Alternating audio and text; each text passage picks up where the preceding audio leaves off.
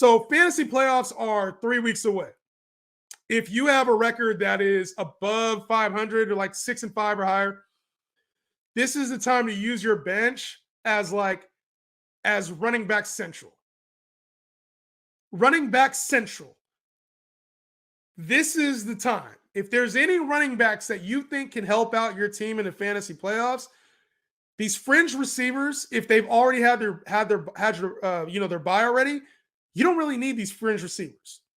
You don't. And you could probably find similar production out of somebody later in the year. Similar upside, similar production.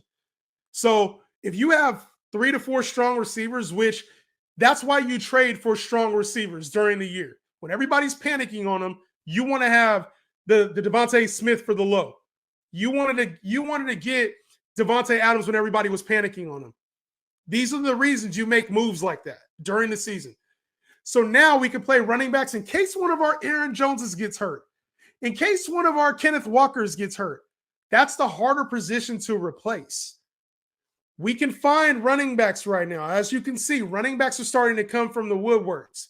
So remember this next year when you're in your draft and when you're playing, going through the season, you don't want to overspend on running backs throughout the year. Most of the time, you're trying to buy low on wide receivers, elite wide receivers, so you can carry your team through the fantasy playoffs and pick up these backs because this is the time to do it. Fringe receivers can go. Backup tight ends, if you've already had your bye, like say you have a George Kittle, you got Travis Kelce, unless you're holding on to one of the elite backup tight ends, your McBrides, your Kincaids, somebody that can help out another team, your backup tight ends can go. Seriously. There's really not a whole lot of need. Especially depending on what your waiver looks like. If there's another 3 to 4 options on your waiver wire, why are you holding on to these guys on your bench? There's no need. Quarterback.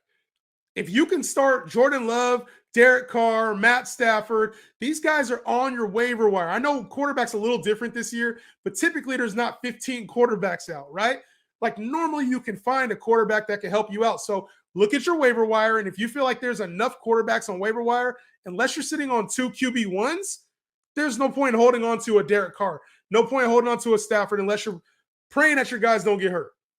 So that's typically, and if you don't want to do it week 12, 13 and 14, start making that consideration. This is the time to get sneaky with, if you know you're going to make the playoffs, you have 7 wins, you have 8 wins, you have 9 wins, you have a good feeling you're going to make a playoffs.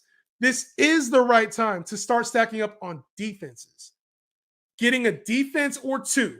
So if you've been rocking with one defense all year, this is around the time. Maybe it's a week early. Maybe 12's a week early.